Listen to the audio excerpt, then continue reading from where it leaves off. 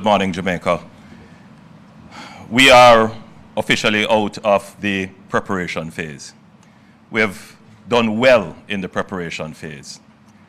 But even the best laid plans would be laid to waste in a Category 5 hurricane. It's as if you have gotten a knockout blow and you are trying to reconstitute, get yourself up off the mat to say, what do I do next?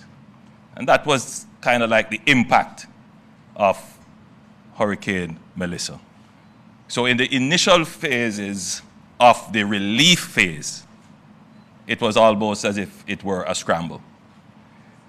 What is the relief phase? The relief phase is that period of time when the authorities of the government, the civil society, private sector, and others seek to mobilize relief for those who are most impacted. What is that kind of relief we're talking about? Food, water, medicine, clothing, emergency shelter, and services, medical services, search and rescue, or in most cases now, search and recovery of bodies. Other services as well, psychological and emotional, the mental health services. And in our case, the desperate effort to restore some form of connectivity.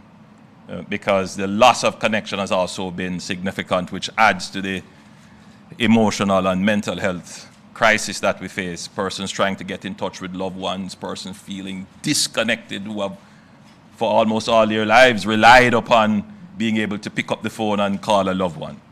So in the initial few days, there was a scramble.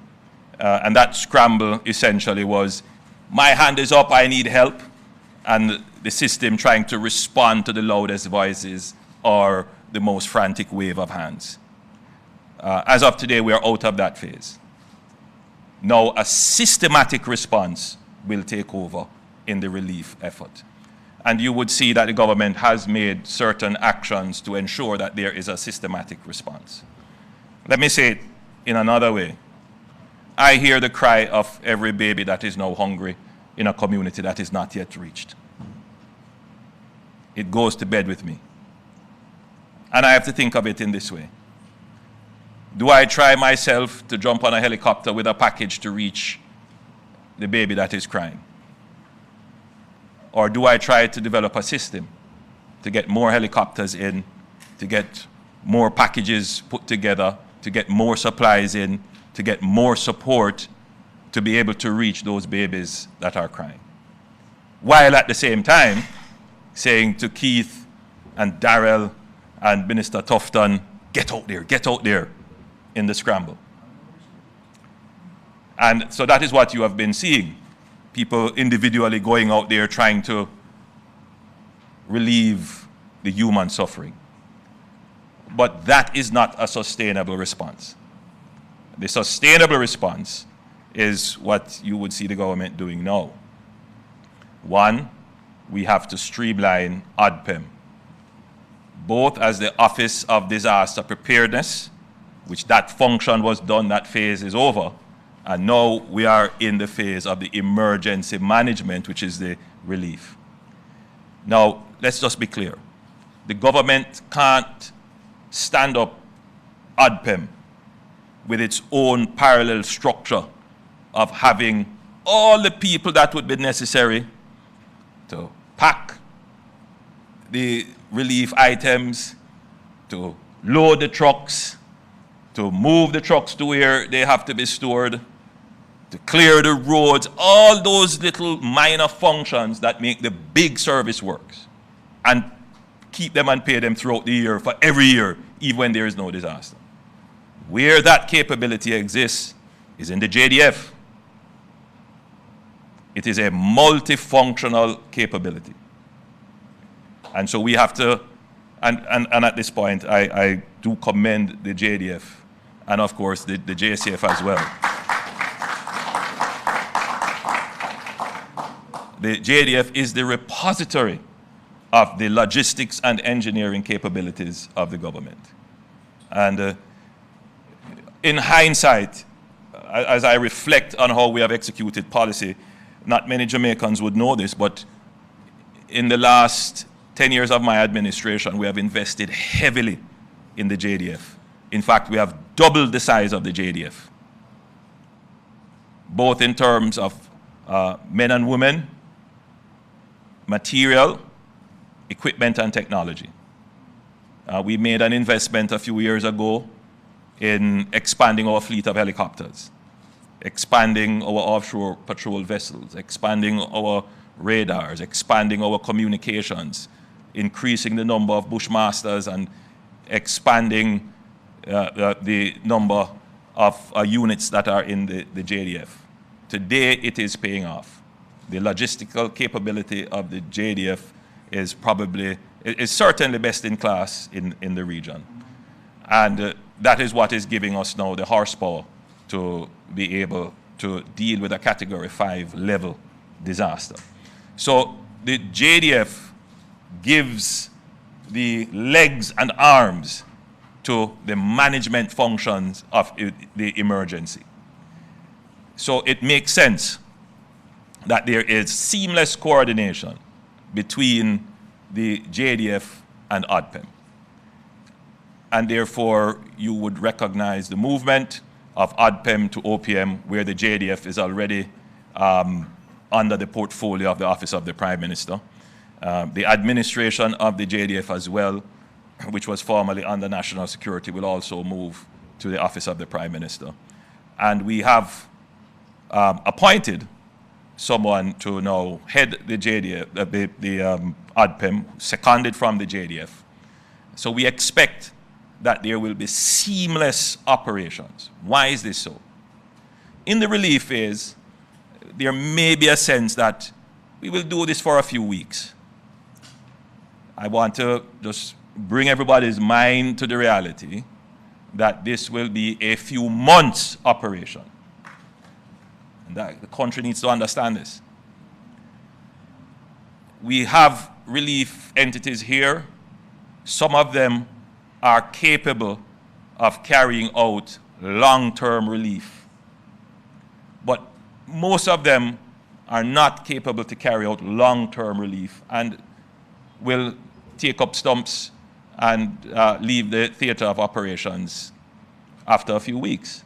So the government has to have that base capability to be able to sustain the relief effort for a long period of time.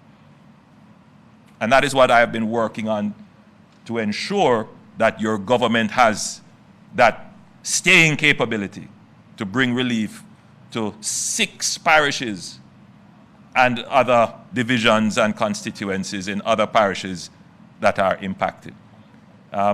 We don't have the exact number of persons who are impacted, but we can estimate that it would be somewhere in the region of about 600,000 persons. Now think of it.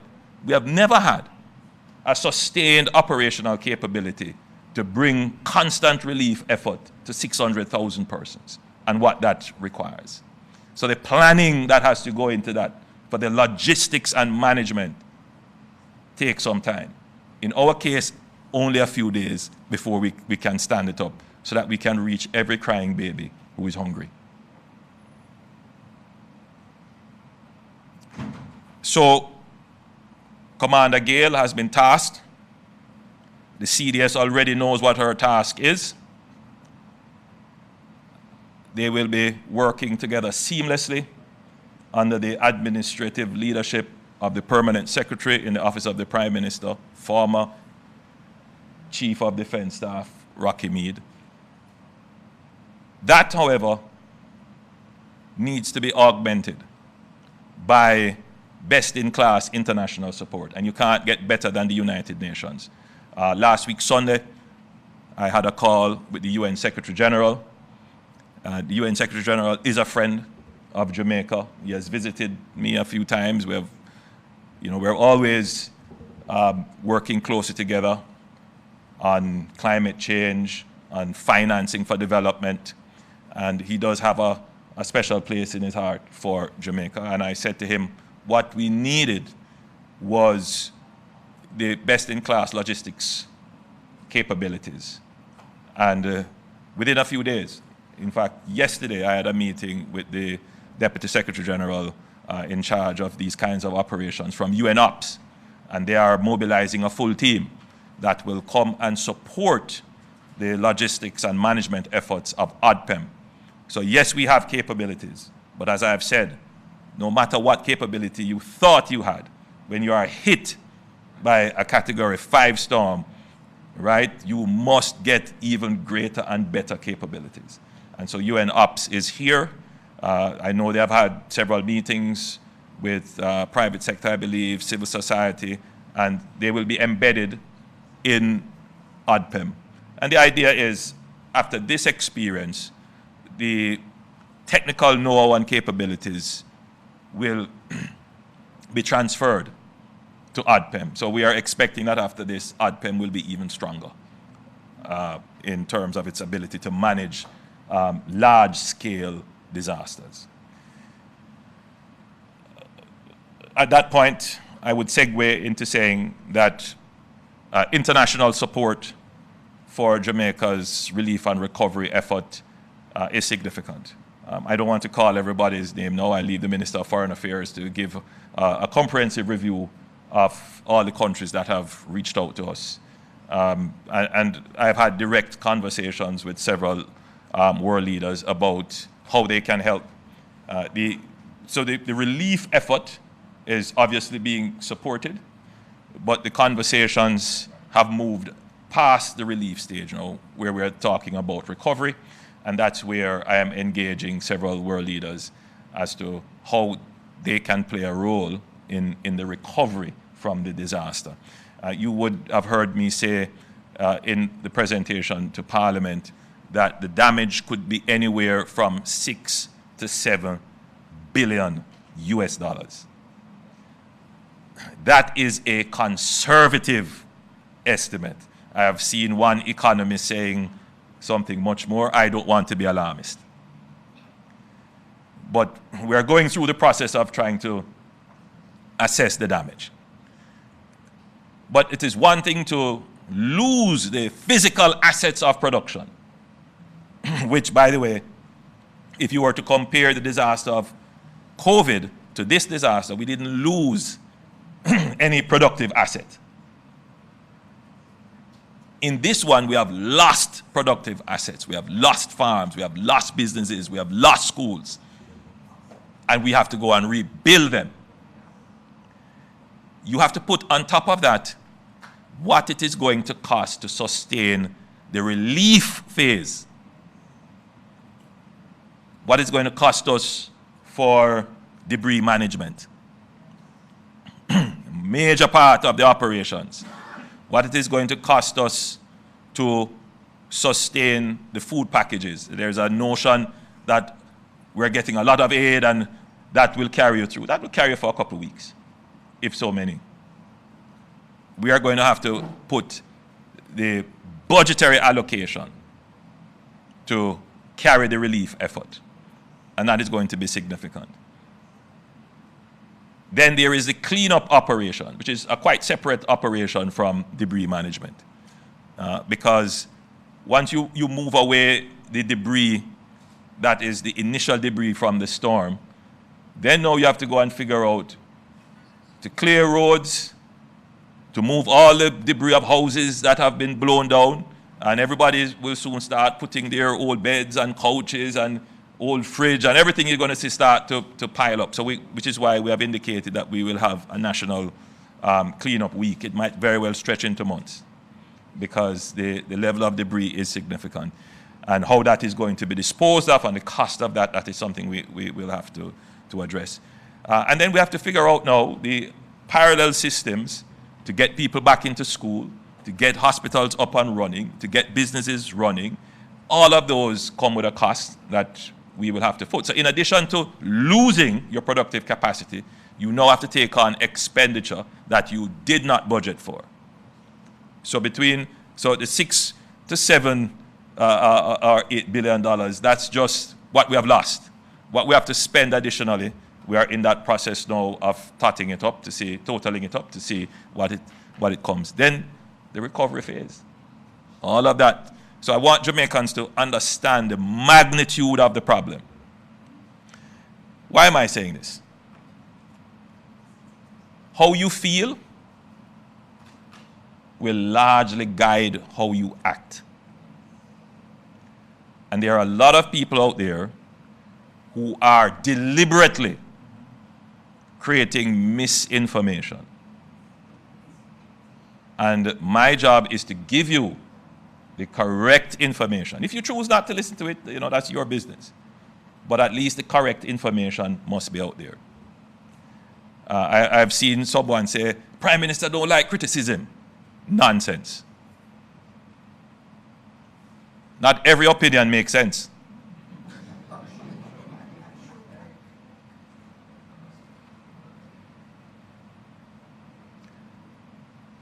I am not one who fears criticism, but there are people who fear me when I respond to them.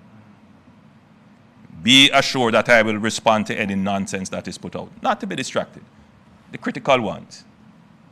Because managing information is also an important part of the disaster management. If you allow people to cast your nation into despair and grief, to smother hope, to ignore the heroic efforts that people are making, and to just focus on the negative, then we'll have a negative outlook in a time when we need people to be positive in their outlook about our recovery. So I ask all Jamaicans of good mind and goodwill to stand up to those who are seeking to become popular on negativity. Outside of that, there has to be a critical focus on the re-establishment of normalcy.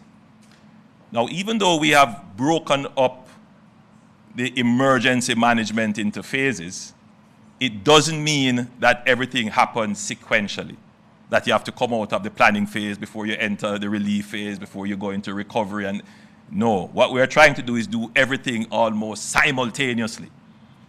So even though we are in the relief phase, we are already planning the recovery phase. And a part of that is to restore normalcy. We want normalcy in electricity, normalcy in telecommunications, get the roads back up and running. That's, one indication of normalcy. But an important part of normalcy is to get commerce up and running. Now, as I toured through Jamaica, and I intend to go and visit some more of the areas that are hit, but I had to break that to make sure that the organization and strategy and policy is effective. What is clear is that local commerce has been badly hit. The local shops are closed. The local pharmacies are closed. Markets are closed. We need to get those stood up. The private sector has a role to play in that, and I see where they have started. Getting the gas stations open, ensuring that the large distributors are open, the large supermarkets and wholesales are open, especially in the urban areas. I like that. But I also want the small shop in Adelphi or in Spring Mount or wherever else, that those shops reopen. Now, they can't reopen for one main reason. They don't have electricity. That's one. And the second is that supplies can't get to them.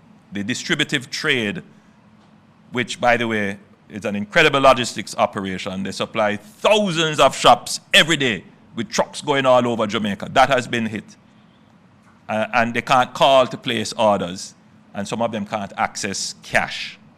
So I've asked the Minister of Industry, Investment and Commerce to develop a plan to support the small shops in communities right across Jamaica to get them up and running. One of the first things that we have done is we have identified some generators, and we're going to make those generators available we're going to start with 50 in the most impacted and remote communities. We will loan them the generators. But of course, there will be some requirements for compliance issues and to ensure that they are established operations that we can enter into cooperation with. So, of course, we would have to verify that they are a legitimate operation. So we would ask the JPs, the police, and other established persons in the area to vouch for their credibility. And we're going to ask the Jamaica Business Development Corporation to lead that, along with the DBJ.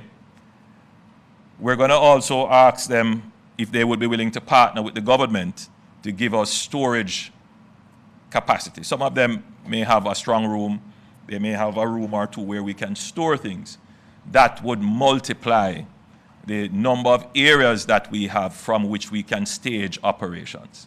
Because right now, CDS tells me that they have 22 staging areas that they have established right across Jamaica, which will be a hub and spoke operation. So they will move from big warehouses to these small hubs, and then from these small hubs to smaller areas of distribution. That might not be enough. Eventually, we will have to move from this operation of us moving items. So we move from main warehouse to these spoke and hub operations, and then we distribute. The physical distribution of the relief is an expensive operation, and it poses some risk to us as well. I've seen videos circulating where I've seen a Jamaica Defence Force truck and people are there waving, and it wasn't too bad. But even in a disaster, we must maintain our dignity. Even in a disaster, we must never give the view that there is lawlessness, and even if we are hungry and there is suffering, we must maintain our dignity. And the way in which the relief operation is done must be done in a way that protects the dignity of the people. So a part of what we have tasked ODPEM, JDF, and the Ministry of Labour and Social Security to ensure that there is this standardized process that protects the dignity of the people that we're giving aid.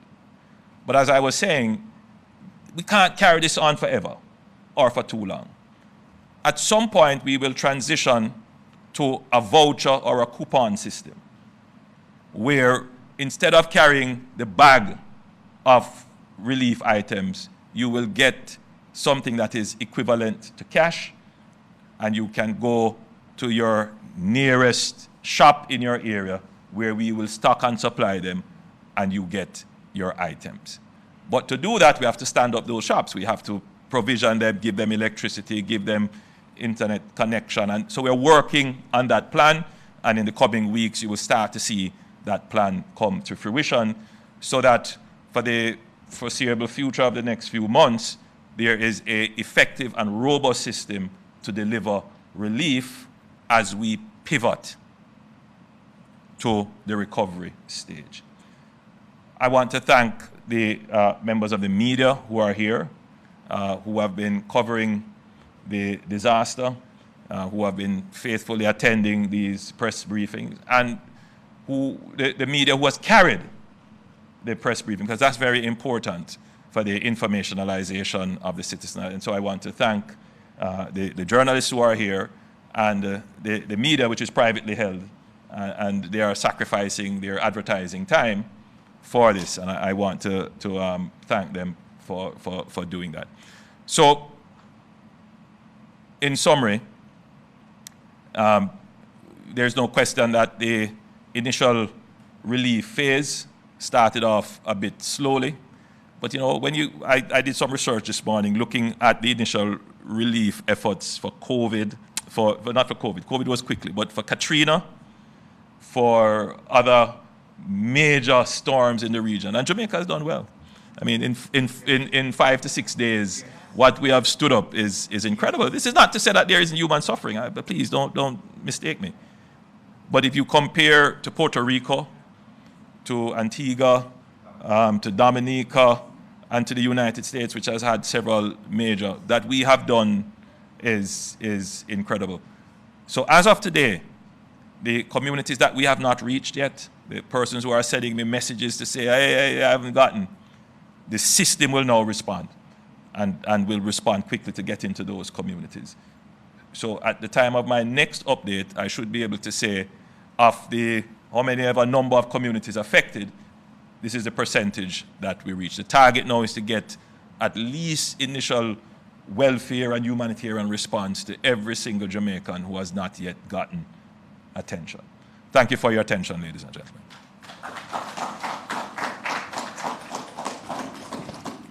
Thank you, Prime Minister. And I think there was just one thing I needed to give. I know when Minister Tufton was speaking, he had given an email address. Let me give you the email address to use. It's healthhurricaneresponse@moh.gov.jm. So that's healthhurricaneresponse@moh.gov.jm.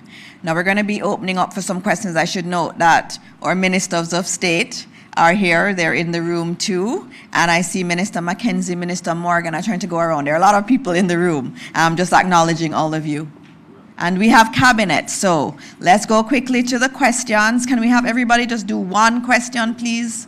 All right.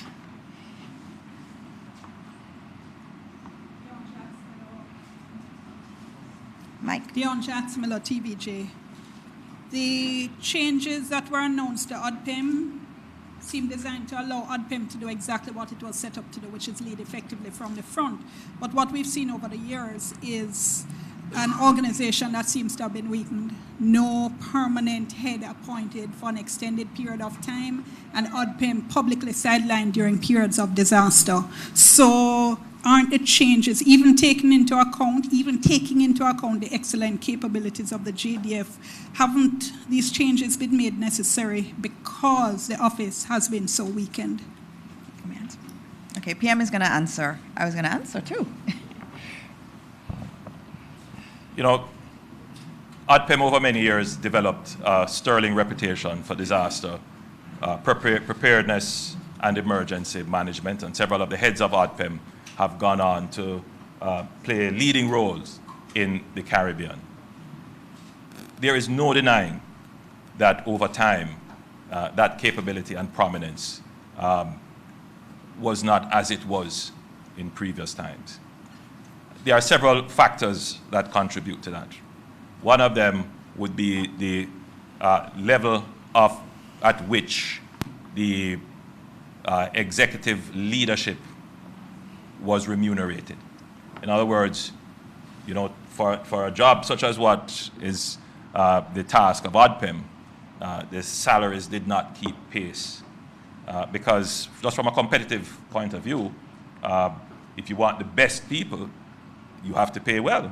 And the best people are being competed for with other entities all over the place. So Jamaicans who have the capabilities are being pulled all over.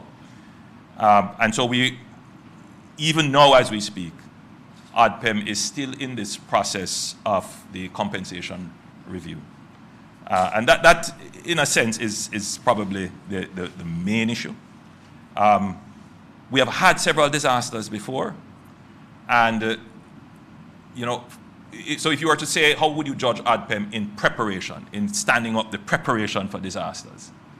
I think you would say that the preparation for disasters went well. So even with not having necessarily the strongest executive leadership, we were still able to mount a credible preparation. During COVID, which was a kind of different disaster than what ODPIM would have been used to, ODPIM did not necessarily feature so much in the preparations, but they did come in and work very well in the emergency management, and not much credit has been given to ODPEM in ensuring that our BPO sector and some other business and commercial operations were able to operate. They set standards, they went in and inspected, they gave advice, they gave directions as to how businesses should be structured. That is not as forward-facing and recognized, but they did an extremely good job during that period of time. Granted, in COVID, it would have been the Ministry of Health that would have taken over most, for good reason, of the emergency management. In the other storms that we have had, the impact clearly is of no magnitude like this. The last one that we had, which was Beryl, exposed some weaknesses. And the government, therefore, took the actions of, one, doing a review. And persons were wondering, why am I doing a review? Everything you go do review. Some comments that I have seen. Yes, very important, because as your question would say, you know, does ODPEM have the capability to respond to a disaster like this? And I saw some weaknesses. I saw some gaps. I saw some spaces that need to be filled. But I am not the technical expert. So I asked someone who is an expert in this field, former Chief of Defense Staff, now Ambassador, to lead a team to review not just ODPEM, but the entire emergency response management of the government. And that report was very useful to us in what we need to do to make ODPEM the emergency management entity that can respond to a Category 5. ODPEM has never responded to a Category 5 disaster. And that's an important point to make. This is not a normal hurricane. So you can't judge the response of the government by virtue of what it has done in the past. This is a new level of disaster. And we need to empower, structure, support, provide the resources, and encourage and acknowledge the efforts of the persons who are now on the front line of Jamaica's response to the disaster. Thank you for the question. All right, we have, I think it's coming down the line here. Oh, okay, all righty, on this side. Thank you. Karen Madden, the Jamaica Gleaner. I do not see the Minister of National Security. Mm-hmm. Perhaps you have been briefed, or perhaps the Prime Minister. My question has to do with security in the shelters. We are getting reports that women have been sexually assaulted. I don't know if you have confirmed those reports, and if so, the steps you are taking to prevent this from happening. Right. PM? Thank you, Ms. Madden, for that question. No report has come to me. Yeah, we haven't received, I say Minister Mackenzie, who has some oversight of the shelters. We haven't gotten that report. I thank you for bringing it to our attention. If such a thing has actually happened, we will investigate. I'll ask you to give Minister Mackenzie the details that you have so we can investigate. I don't know that it has, Prime Minister. Oh, okay. But we have not received reports. Yes, and PM So you would have received a report that the number of shelters are reducing daily. Those that exist, so that you have raised it, we're going to Cabinet in a few minutes. I will raise it in the Cabinet with Minister Chang, and we will ensure that there is adequate coverage for them. I just make this appeal to every Jamaican. Yes, it's a difficult time. Yes, there is disaster all around.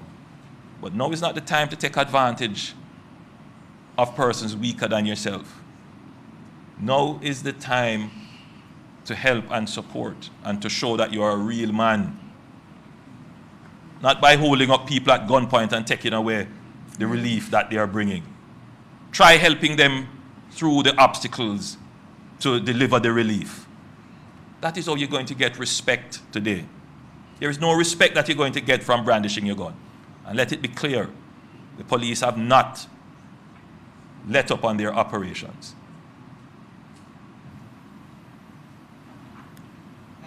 Thank you. And PM, if I can just note that that issue was brought to my attention, and there was a specific shelter that was raised, and I had shared it with the Commissioner of Police for them to investigate. All right, we're on this side now. Thank you so much. Kalisha Williams, Television Jamaica. This question is for Mr. Vaz. As co-chair of the Recovery Committee, is there a schedule for the distribution of the aid that can be published? Two, I know the Prime Minister spoke to the systematic changes that will take place now in terms of the distribution of aid. TVJ News observed yesterday in Landilo, if I'm pronouncing it correctly, Westmoreland, where people were throwing aid in bulk on the ground. Can you say what's the protocol surrounding this? What changes will be made going forward? And in regard to the 27 communities marooned, what's the plan to address that in terms of how soon will these people get aid? How soon will you access the communities? And finally, in regards to school, can I get a status report on the schools, the number of schools damaged, and what's the plan for students doing PEP, CXC? What's the plan for students in those areas who cannot go to school right now, both online or in person? Thank you. All right, thank you for your four-part one question. All right, the part that's related to me, I'm going to answer, and then I'm going to beg your indulgence for me to leave. I have to go and prepare for Cabinet. And just to say that at Cabinet today, we're going to be discussing the allocation of expenditures. Minister Tufton is quick off the bat. He has brought a quite hefty bill. I have mine too. I hear the Minister of Education under her breath saying she has a submission to make, and the Minister of Local Government. So I'm going to be scratching my head now to see how we can carve up that budget to give effect to the relief response. So you would have heard me say the dignity of the recipients of aid must be maintained. And in fact, yesterday we had an extensive discussion with ODPEM, and they will bring in the Ministry of Labour and Social Security to establish or re-establish the protocols and standards by which aid and relief should be delivered. I don't think there is anything wrong with the formation of lines, and I'm not saying that these are the protocols, I'm just giving you my general view that there is nothing wrong with the formation of lines.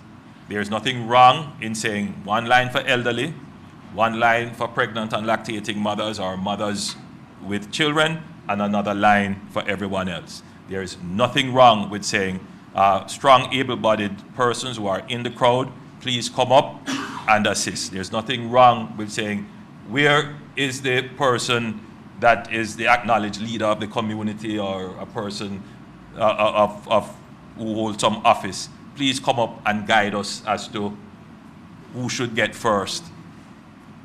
There's nothing wrong with that. And I think that is the spirit. Rather than saying these are the standards, what I'm getting at is saying every Jamaican should acknowledge this as the spirit in which the relief effort is done. Now, Commander Gale and Chief of Defense Staff, Williams Gorman, and Minister of Labour and Social Security, Pernell Charles, they will come together and reinforce the protocols so that when the aid is being delivered, Jamaica doesn't look like, let me not go any further. We want Jamaica to look good. We need to. I'll answer. Thank you, PM.